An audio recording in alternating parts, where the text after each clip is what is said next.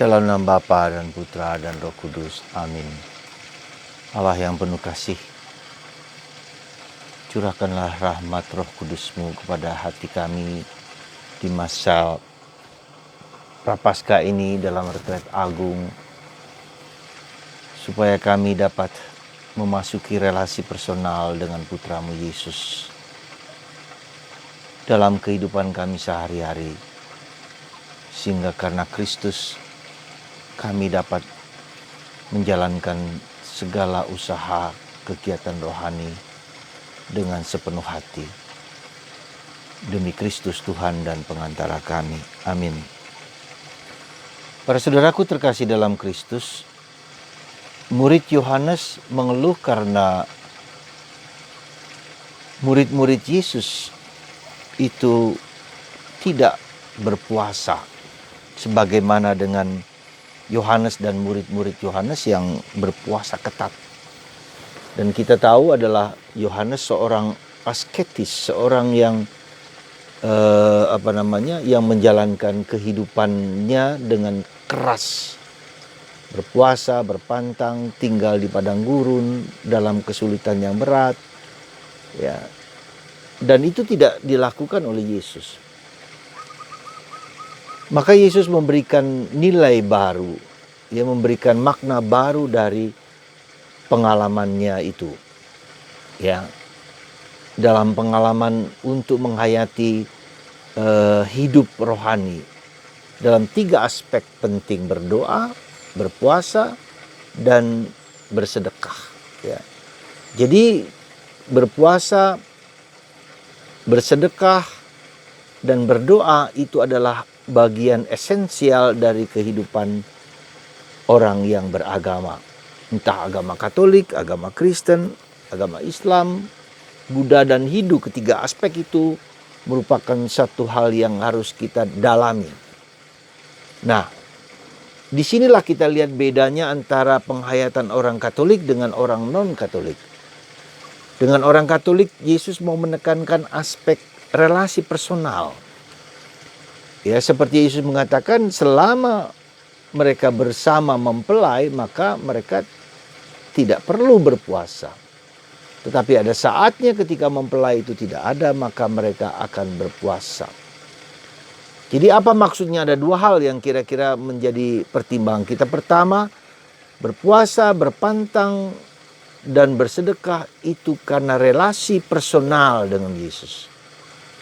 Ya, relasi personal dengan Yesus. Yang kedua, ketika relasi personal itu dirasa menjadi kering, menjadi seperti tidak ada sama sekali kehadiran Tuhan, kehadiran mempelai itu, maka saatnya itulah kita berpuasa. Jadi berpuasa, berdoa, dan bersedekah itu karena relasi personal dengan Yesus, karena Yesus menghendaki itu. Dan bukan hanya Yesus mendekati itu, kedekatan kita dengan Yesus membuat kita berani berkorban untuk berpuasa, untuk berpantang, untuk bermati raga. Keberanian kita untuk berdoa secara penuh, secara mendalam, ya, bukan hanya sekedar doa secara fisik, secara mulut, ya, secara verbal, tapi sungguh-sungguh doa yang mendalam. Ya, meluangkan waktu untuk diam, hening, sunyi bersama Tuhan. Untuk meluangkan waktu-waktu tertentu yang lebih dalam bersama Tuhan. Demikian juga dengan bersedekah, dia berani melepaskan, merelakan bagian yang penting dari hidup kematerialannya kepada orang lain. Jadi saudaraku terkasih dalam Kristus, disinilah kita melihat bahwa Yesus menghendaki itu. Jadi pusatnya sekali lagi hidup rohani kita berpusat, berpangkal kepada Yesus. Mengikuti Yesus. Mengikuti Yesus berarti menjadi seperti Yesus, ya. Menjadi kuat seperti Yesus, dan Yesuslah yang menjadi kunci di dalam penghayatan iman kita, yaitu iman yang hidup rohani yang bersumber pada Yesus sendiri sebagai pribadi yang sungguh-sungguh mendalam, ya. Jadi bedanya sekali lagi, bedanya hidup rohani kita dengan atau spiritualitas kekatolikan dengan berbagai macam spiritualitas lokal bersandar kepada Yesus, ya, hanya Yesus. Dan itulah yang perlu kita yang menjadi kekuatan kita, yang menjadi dasar fokus di dalam kehidupan batin kita. Ya, kalau kita mulai melihat spiritualitas di dalam medsos, dunia medsos, ketika orang melakukan A, melakukan B, soalnya seolah-olah bisa melakukan apapun juga, ya, dengan kekuatan-kekuatan supernatural dianggap seperti itu. Kita mungkin terpancing, ya, tetapi kita lihat di situ adalah Yesus, pribadi Yesus yang sungguh-sungguh menjadi pegangan kita, bagaimana kita meniru Yesus, meneladan Yesus, dan mengizinkan dan membiarkan Yesus yang bekerja untuk kita, bukan kita yang yang mengomando dan yang mengontrol Yesus.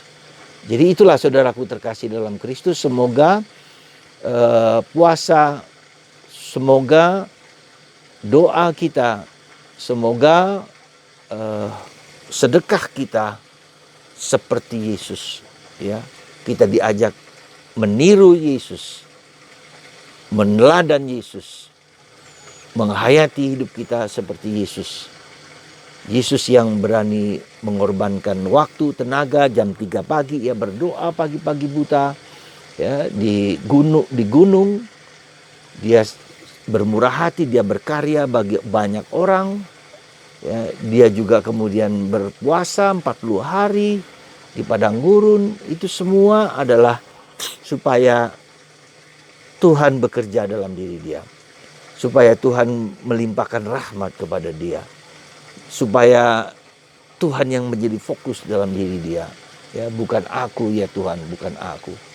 Jadi di situ kita melihat bagaimana pengosongan diri, ya, penyangkalan diri yang dilakukan oleh Yesus, supaya dia menemukan apa yang sungguh-sungguh Tuhan kehendaki, yaitu kehendak Allah satu-satunya yang menjadi makananku. Bukan kehendakku sendiri, tetapi kehendak Allah.